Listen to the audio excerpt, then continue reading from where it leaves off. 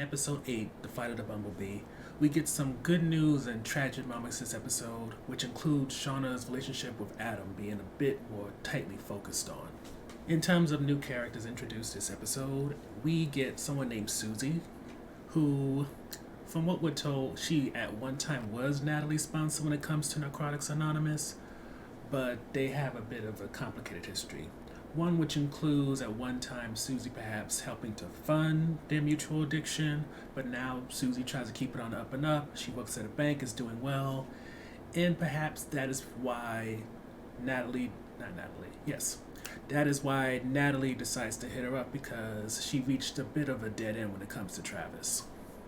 So, picking up on that, the first topic we're going to go into how Natalie, Misty, and even Taissa and Shauna are doing in the present day. Natalie, with Kevin gone and pretty much being at a dead end when it comes to the investigation into Travis's death, she's a complete wreck. And she's doing so bad that she has not just started to really drink like she used to, but now she wants to escalate to doing coke. And she even buys $300 of coke, even though it's still not exactly, it's not clear exactly where is she getting this money. But that aside, because of that secret camera that Misty has, she somehow is able to get to wherever her house is, to wherever Natalie is, and keeps her from doing a single line. But just because it's Misty and she has to be extra because that's what her character is, pretty much, she does the line that Natalie had set up for herself and then takes the rest of the bag, it's worth $300, and then has it go into the end and starts covering up Natalie's mouth, and it's just very dramatic and potentially comical depending on your humor. But while Natalie is of course pissed about the $300 of blow that just got wasted and the fact that she's being watched by Misty, she does appreciate that Misty reveals what she got out of Jessica about somebody closing Travis's bank account. Now, does she trust this information when she first gets it? Absolutely not. It could have Misty brought up the whole Taissa thing to kind of prove that she was trustworthy and is trying to protect Natalie. Yes, but she doesn't do that. She just mentions the whole watching her thing to be about worrying about her means of showing she's a good friend. And while Natalie's not very happy with her now, let's be real, Natalie doesn't have that much in the way of close friends, since Taissa just pities her, and I don't know exactly what went on between her and Shauna before, but apparently all those two do is butt heads, so Misty is right now her only option, so they'll get back to where they need to be eventually. But for now, Natalie's focus is on this information about Travis, hence why she goes hits up Susie, who around 10 years ago they had a falling out because, for reasons not specifically gone into, Natalie assaulted Susie, and now she plans to blackmail her based off of all what they used to do in order to get Susie to look into Travis's bank records and see who closed his account. And while Natalie is doing all this, Misty is still trying to figure out what to do with Jessica. Someone who's starting to get real tired of being strapped to that bed, but with no leverage, what can she do? So she tries to threaten Misty's bird and breaking that bird's neck, but it seems like that type of threat that Misty didn't really think would happen, and I don't think myself Jessica would do, but she attempts it. Misty throws something at her so the bird gets free. And rather than get violent with her for threatening one of the possibly longest relationships she's had with any type of living thing, she just starts breaking down and crying and Misty asks Jessica if she's hungry, and she cooks some food for her. It's weird, but again, Misty is one of those characters who doesn't necessarily keep you on your toes, but definitely keeps a very big what the fuck sign over her head. And speaking of what the fuck, Taissa comes to Shauna's house, which she apparently hasn't done in years, maybe a decade. And Jeff is friendly about it. Callie couldn't care less. But for Shauna, this is a very strange thing, so she really kind of confronts what's going on, and Taissa reveals to her that, like in the past, she's starting to sleepwalk. And the only reason why she really goes into this with Shauna is because Shauna, believe it or not, Shauna eventually became a mutual confidant. Shauna opened up about having Jeff's baby, being pregnant, and it seems in return, Taissa opened up about her sleepwalking, including the sleepwalking that we saw in the last episode that somehow led to her being up in a tree. So, with that in mind, Shauna offers to watch her, help her sleep and not wander off. And before Taissa goes to sleep, they have a little bit of a girl talk. Shauna talks about how she wished her life would have turned out, or how it would have turned out if it wasn't for the whole plane crash thing.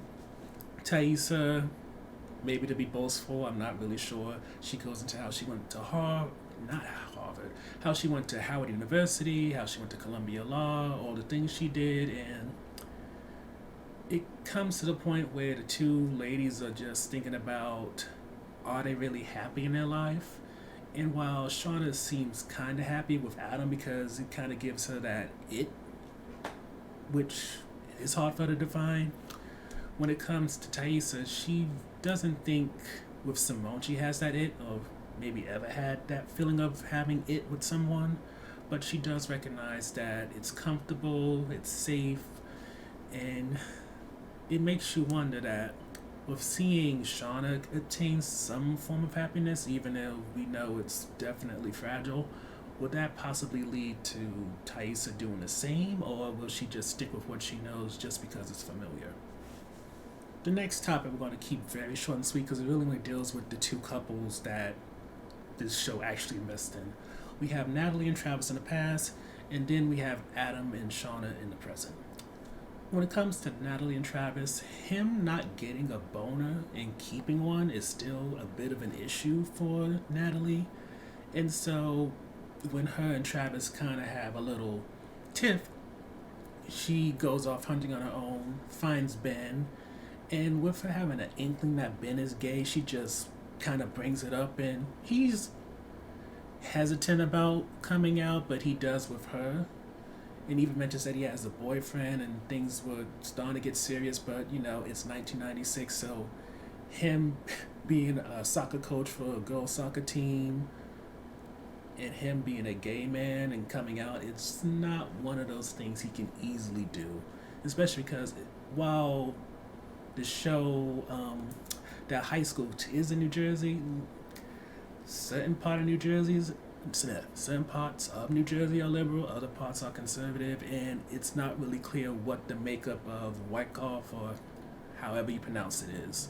All we know for sure is that Ben is gay, and he doesn't think Travis is. He thinks Travis is more so shy and experienced, and Natalie takes that and tries to maybe talk to Travis again, but unfortunately for her, Travis talked to Jackie.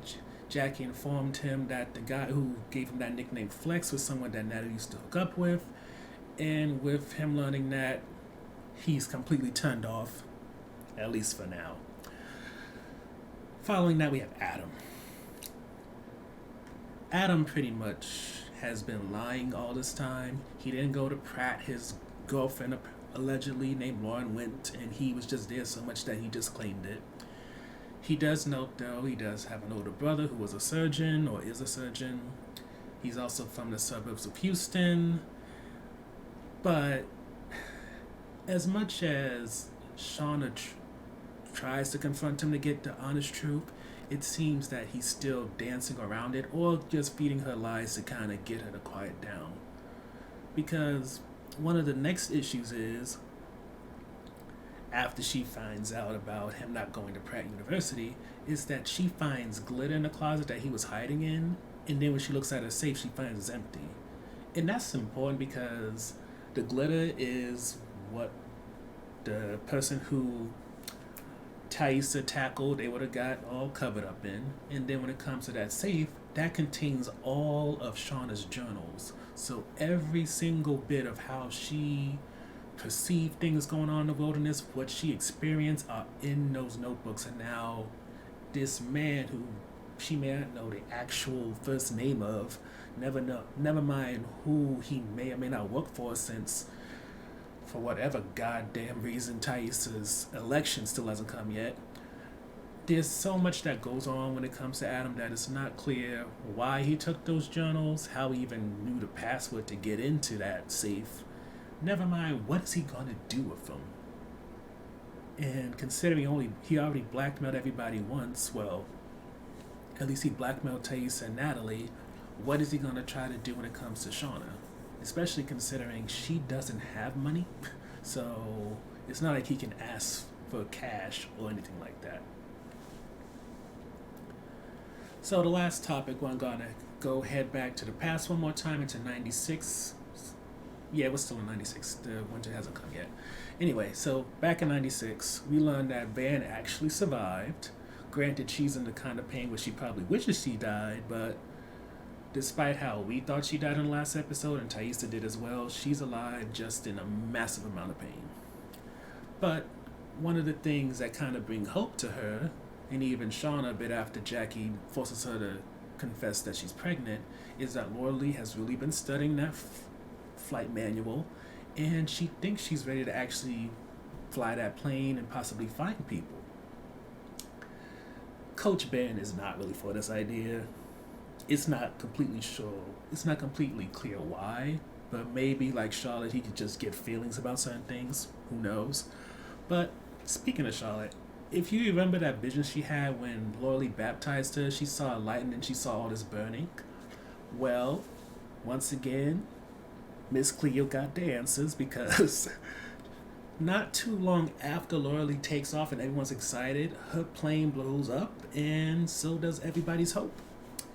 Since now, with Taissa failing to go out into the wilderness and find civilization, and now that airplane blowing up, there's no real sign or way that anybody's going to find them anytime soon. Though, all things considered, I would think that plane would have had a radio or something in it, and that could have possibly been a way to save them, but the whole idea of there being a radio besides the one that, Misty destroyed, apparently is not on anyone's mind. So I'm not going to go into the full list of questions and answers for this episode, but some of the things that I was kind of wondering about that I wanted to bring up is, first and foremost, what happened to Kelly? You remember Kelly? She's the one that Taissa ended the career of back in the day before the plane crash. Could she possibly be the one that's messing around with Jeff? I mean, granted, that's not going to do anything to Taissa directly, but all things considered, Taissa is the person who's bringing on a lot of these issues, because one of the things, if you may remember from the first episode, it seemed like everybody was supposed to keep a low profile, so when it comes to Misty, she's a nurse at a place that's not high profile. She's not working at a big hospital, nothing, but she's making a living. Natalie is unfortunately a screw up, but her drug addiction and all that surprisingly hasn't led to her spilling anybody's secrets or stories on her to make money. And Shauna, well, she was a housewife. So Taissa coming out with this big political campaign, it pushes you to wonder, when it comes to Adam, could it be that her opponent, like she hired Jessica, is looking into things? And then because Shauna is possibly the closest thing to a friend that Taissa has, that's why he targeted her? Also, could it be that somebody that has an issue with Taissa, like Kelly, who we mentioned a second ago, possibly be involved? Could it also be maybe Ben, because he's sworn to sounds like everybody else, but has less of an opportunity to make money and stuff like that? Could he be involved? And it kind of just keeps going on and on, because who knows? For what we know, Adam could be Javi, and just because they haven't seen each other for like 20 some odd years, is it 20 years? Something around 20 years, that's why she doesn't recognize him. Because as stated by somebody in the comment section for the writ review, he did give her that little wolf thing, so there's always a chance that Harvey back in the day had a crush on her, found her in modern times, and then, between the job he was given to investigate her and get something on Taissa, and also him kind of rekindling with her, that could be why things are as they are with them, if that makes sense. And just some other random things I was thinking about is just, how is how is Misty gonna react when she finds out that Ben is gay? And on top of that, when did Taissa and Simone meet? Was it at Howard? Was it Columbia Law? Somewhere else? And was their relationship ever good? Hell, who is Simone outside of Taissa's wife and Sammy's mother? Because she remains. She.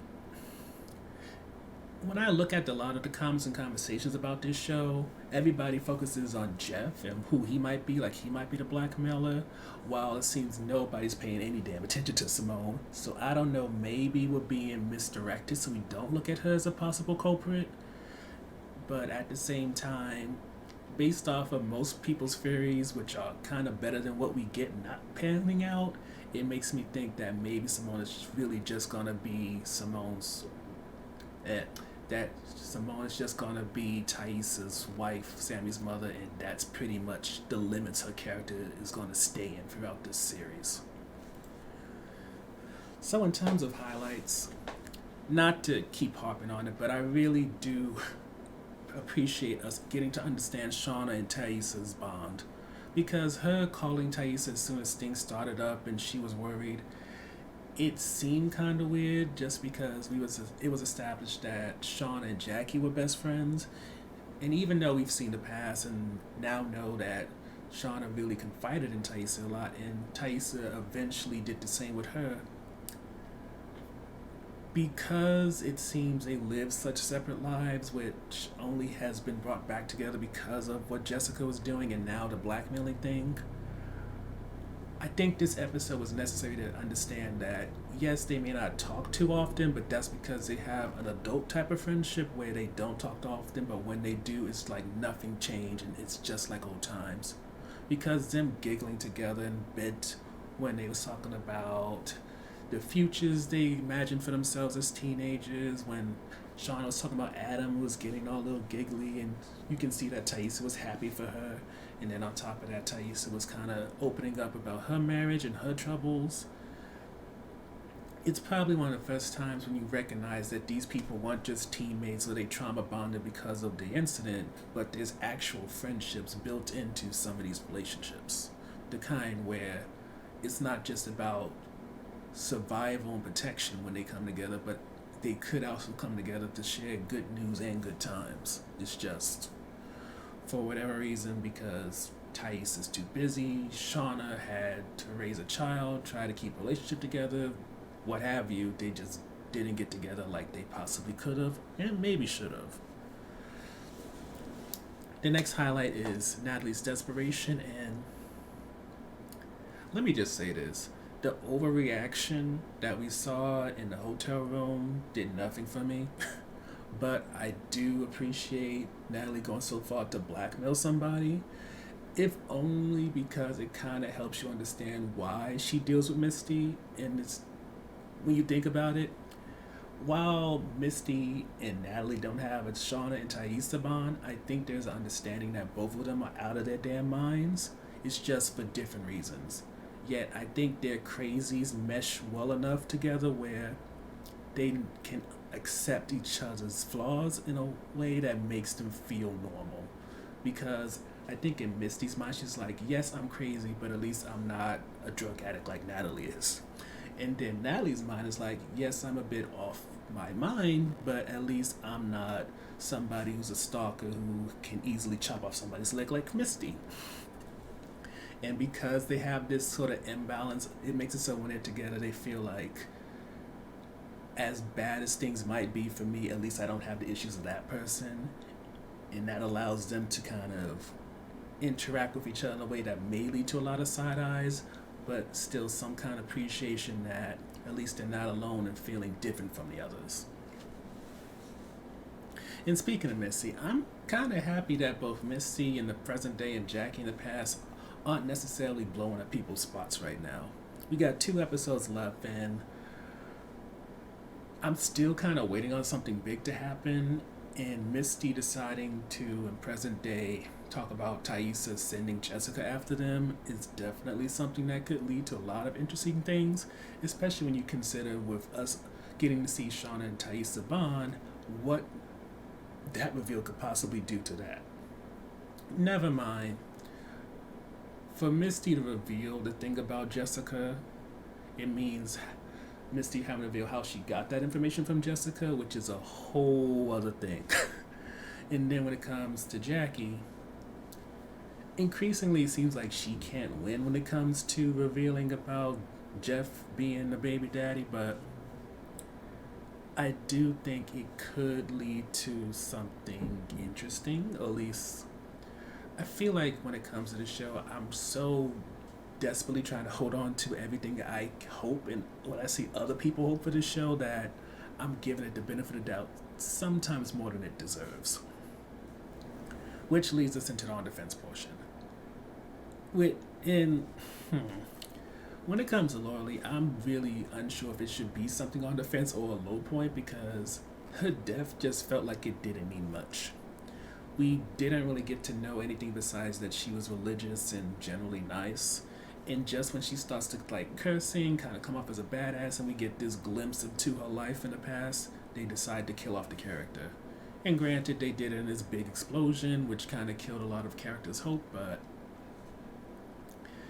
it just felt like a grandeur moment that was meant to compensate for the fact that this person is barely developed more than Akila or Mari at this point. Yes, she had a bond with Charlotte. You can see Charlotte was devastated, but even with Charlotte, she's not really built up that much, so it's kind of like, at this point, because Laura Lee just died, that Charlotte likely is the one who was running, since who else would be wearing Laura Lee's nightgown? So it's, I don't know. Them keeping Van alive and then having Laura Lee die just seemed like a terrible swap to me. And I just don't know how I feel about caring about whether or not these characters lived or died anymore. Even though with Jeff mentioning that a high school reunion is coming up, we may finally get an actual answer about who lived and who died, rather than kind of wondering as we've done most of this season. Which leads to the last on defense topic, which is just the long-term plans when it comes to Adam and also Jessica.